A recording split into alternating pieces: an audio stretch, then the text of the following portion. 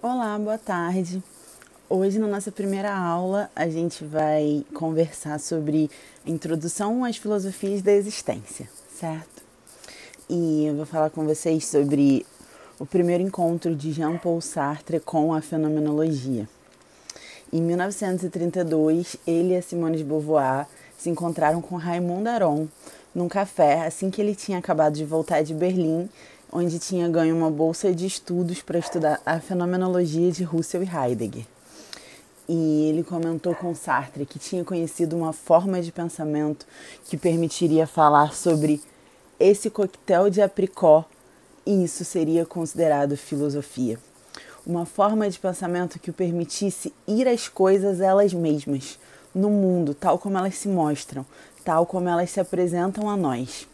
E ele sugeriu que Sartre fosse para Berlim, e assim Sartre o fez, pegou a bolsa de estudos que antes pertencia ao Raymond Aron e foi estudar na Alemanha, onde ele conheceu o conceito de intencionalidade, que veio da fenomenologia russeliana.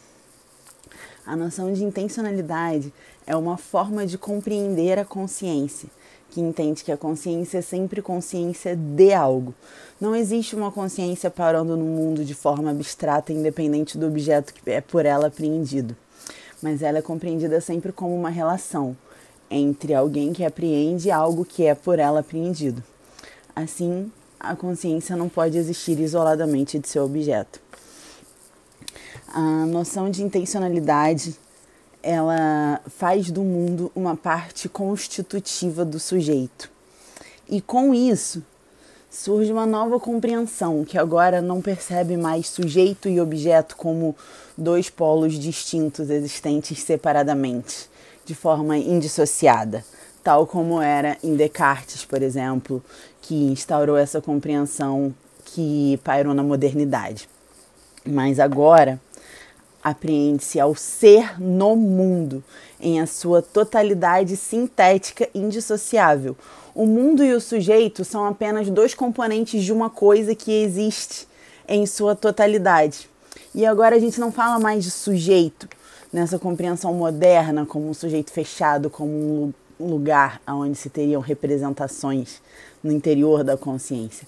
Mas a consciência agora está no mundo. E o ser existe na sua dimensão temporal, na sua dimensão existencial. Então, não é mais uma epistemologia moderna que se preocupa como o sujeito apreende a realidade. Agora, a gente está falando de uma ontologia que apreende as relações de ser a ser, entre o ser da consciência e o ser que é por ela apreendido.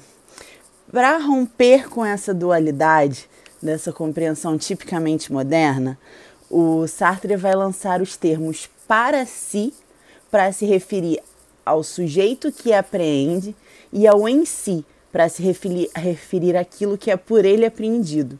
De forma que o si, do para si, ele se encontra no mundo. Portanto, a consciência se dirige ao mundo para buscar nele o seu ser. Certo?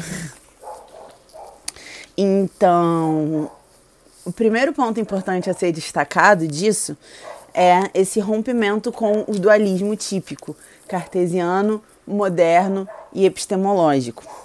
A segunda consequência que a gente deriva disso é que a relação primordial do homem com o mundo não é mais uma relação de mero conhecimento, é uma relação de existência. O que isso significa? Que primeiro, a gente já está no mundo. Antes da gente refletir sobre isso, antes da gente emitir algum juízo sobre o mundo, de forma pré-reflexiva, de forma pré-judicativa, nós já estamos anteriormente inseridos no mundo, certo? Nós temos uma relação primordial a cargo da existência e não do conhecimento. Vamos tentar deixar isso um pouco mais tangível, um pouco mais claro. Se eu estou andando na minha rua, primeiro, antes de refletir sobre isso, eu já estou andando, eu já dou um passo, eu já dou outro passo, eu já busco um caminho reto, eu já evito os buracos. E tudo isso está acontecendo de forma consciente no meu corpo, antes que eu possa refletir e pensar sobre estar andando. Então, a minha consciência, ela já é consciente de andar, antes mesmo que ela possa refletir sobre o fato de andar. Se eu tô pegando uma xícara de café, eu não estou refletindo sobre essa ação. Eu não estou posicionando isso. Tipo, agora estou movendo o meu braço 30 graus. Agora estou caminhando 30 centímetros para frente, segurando um corpo de não sei quantos quilos. Mas eu meramente pego o café e ingiro o café. Mas não necessariamente torno isso objeto de reflexão, objeto de um juízo que eu emito sobre ele. A reflexão já seria um outro movimento secundário da consciência. Isso já está presente no Heidegger, por exemplo, quando ele formula a concepção de ser no mundo, como a gente estava falando agora há pouco, de tornar do mundo parte constitutiva do sujeito. Já é sabido que existe uma relação primária, que o Heidegger vai tratar em outros termos, vai tratar de desvelamento. O Husserl vai falar também que o primeiro movimento da consciência é o da percepção, não é meramente uma reflexão sobre isso. Então, Sartre vai movimentar conceitos que já são conhecidos e utilizados na fenomenologia, mas não como um mero comentador, um reprodutor do Husserl ou um reprodutor do Heidegger. O Sartre vai mobilizar esses conceitos em função de um pensamento próprio, original e autoral. Por isso ele sente a necessidade de lançar outros termos, não usar meramente a terminologia heideggeriana de ser no mundo, porque não é a mesma coisa. Mas ele sente a necessidade de lançar os termos para si e em si. Porque para o Sartre, a consciência ela é indeterminação. Ela é lançada ao mundo. E essa é a significação que o Sartre vai dar para o termo intencionalidade presente na filosofia husserliana. Está lançado ao mundo de forma indeterminada, de forma que não existe nenhuma instância anterior à nossa existência, anterior à nossa ação, que vá nos pré-determinar, que vá nos constituir como algo. A consciência é um puro ato em direção a algo que ela não é. A consciência não é um lugar e ela não comporta a interioridade. Portanto, não caberia um sujeito transcendental que habitasse no interior da consciência, que fosse realizar uma unificação das nossas representações, tal qual em Kant, tal qual Husserl fará no segundo movimento. Mas a gente não vai tratar especificamente do Husserl por ele mesmo, apenas no que concerne ao pensamento do Sartre, certo? O Husserl mereceria uma aula muito mais demorada, muito mais detalhada, mas cabe guardar que o Sartre não vai aceitar a um polo unificador das nossas representações, que consistiria numa espécie de interioridade que habitasse em nossa consciência. Para o Sartre não é necessário, porque o próprio mundo já vai garantir, pela temporalidade, pela modificação, uma série de retenções que vai afigurar a unidade, certo? Mas, vamos deixar isso para o outro lado. Voltando ao polo central, que é o terceiro aspecto que a gente está abordando, que seria essa indeterminação da consciência.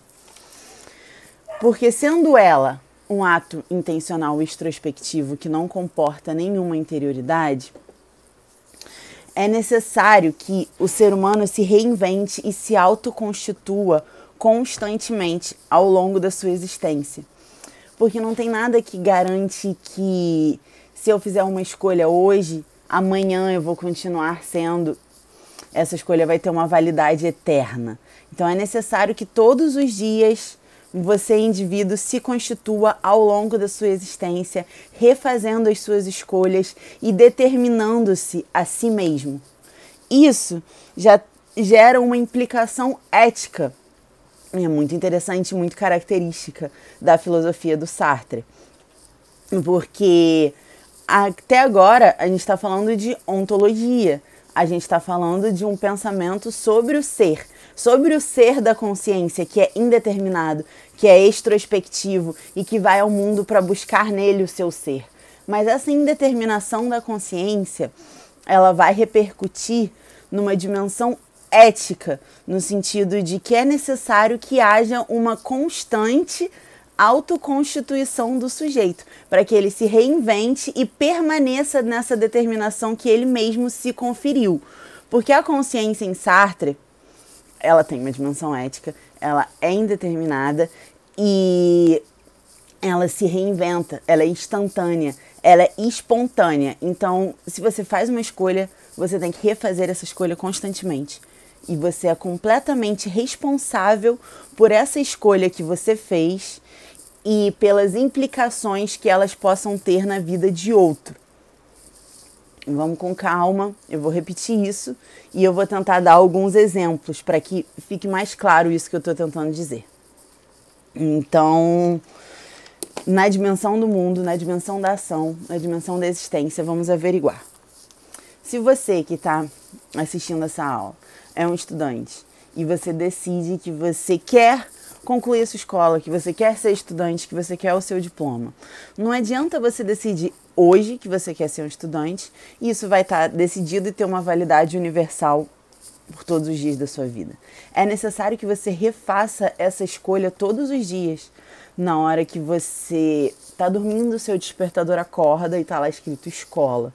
E você escolhe levantar de acordo com o despertador que você programou, botar a sua roupinha e ir para a escola, ou nesse novo normal, ligar o seu computador, ligar a sua câmera e estar lá, você está refazendo essa escolha. Na hora que você escolhe ficar sentado e não sair da frente da tela, você está refazendo essa escolha.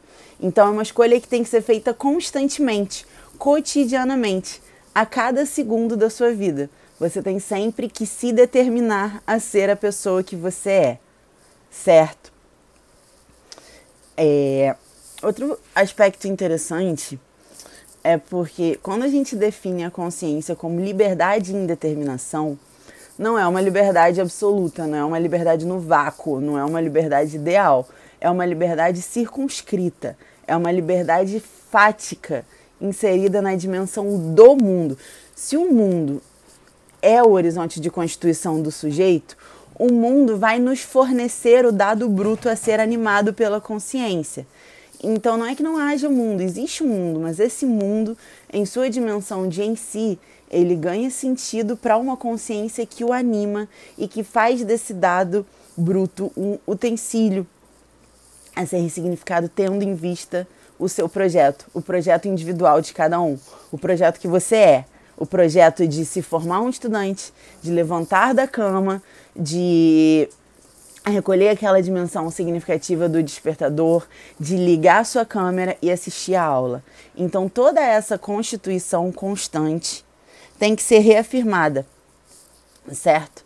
Porque existe essa dimensão da responsabilidade que é inerente e acompanha toda a liberdade. Porque a liberdade ela é sempre acompanhada da responsabilidade. Responsabilidade sobre si mesmo, sobre as suas ações e como essas ações vão refletir na humanidade. Porque na dimensão do mundo existe o outro, certo? E o outro é um indivíduo pleno, livre e indeterminado, tal qual eu sou, que doa significados para o mundo e que age de forma livre e indeterminada e é completamente responsável pelas suas ações, certo?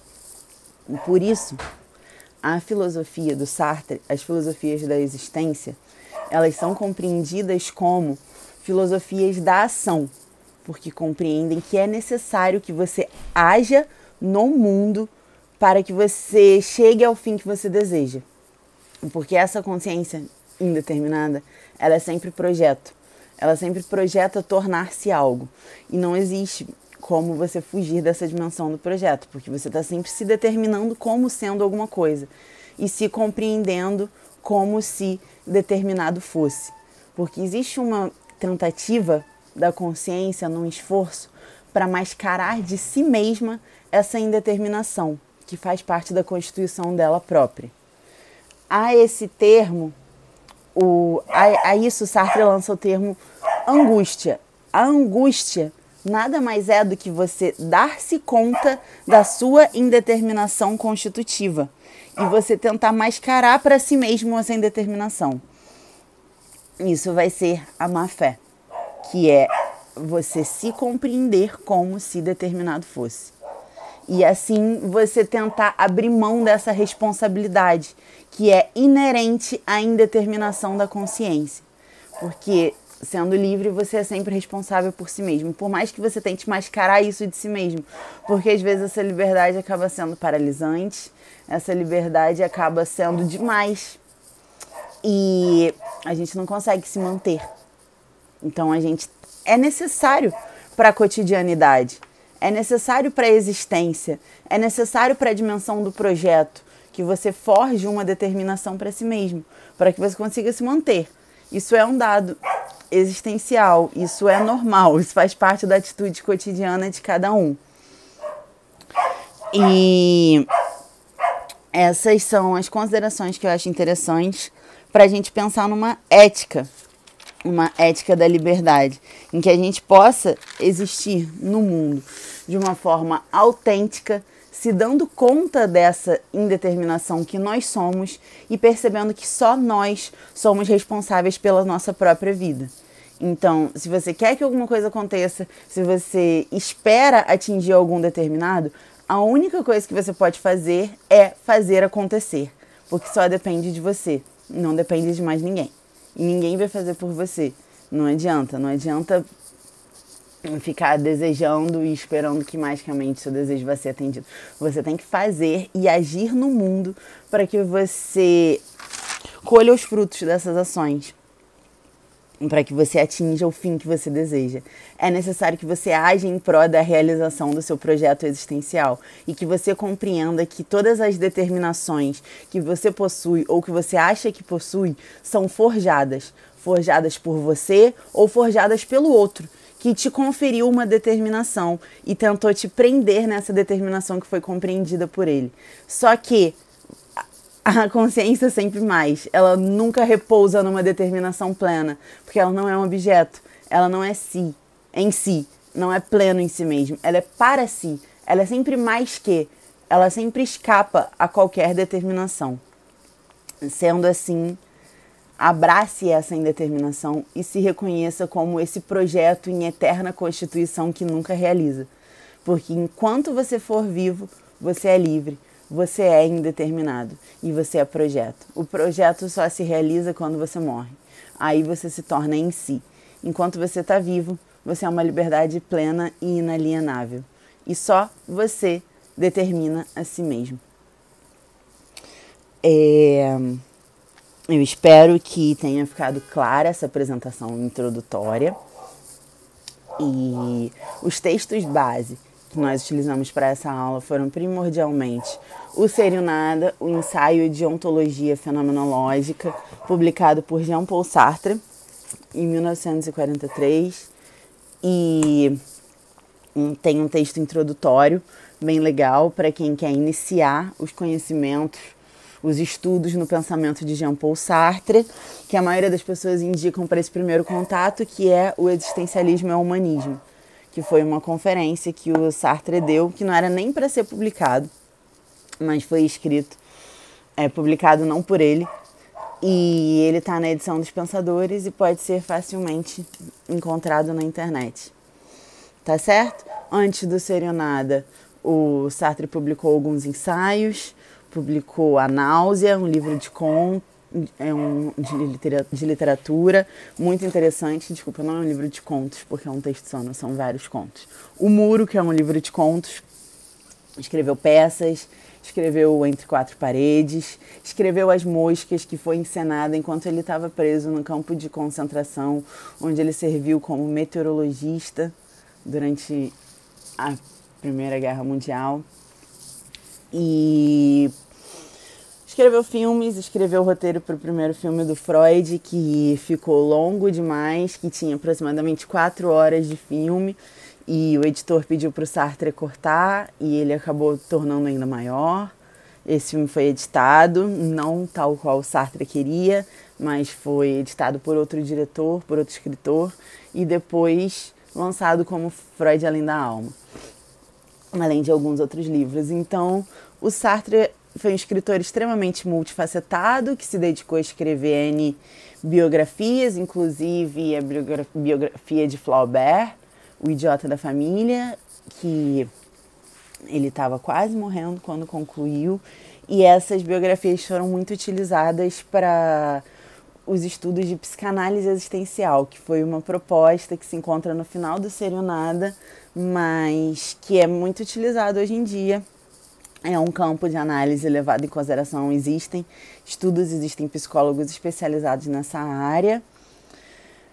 E muitos dos textos primários anteriores à publicação do Ser e o Nada são dedicados à área da psicologia, tal qual o imaginário, a imaginação, dois livros, um falando contra as teorias do imaginário que já existiam, teorias que reduziam o ser humano a uma série de impulsos psicoquímicos que não davam conta da dimensão da existência, como era a intenção do Sartre.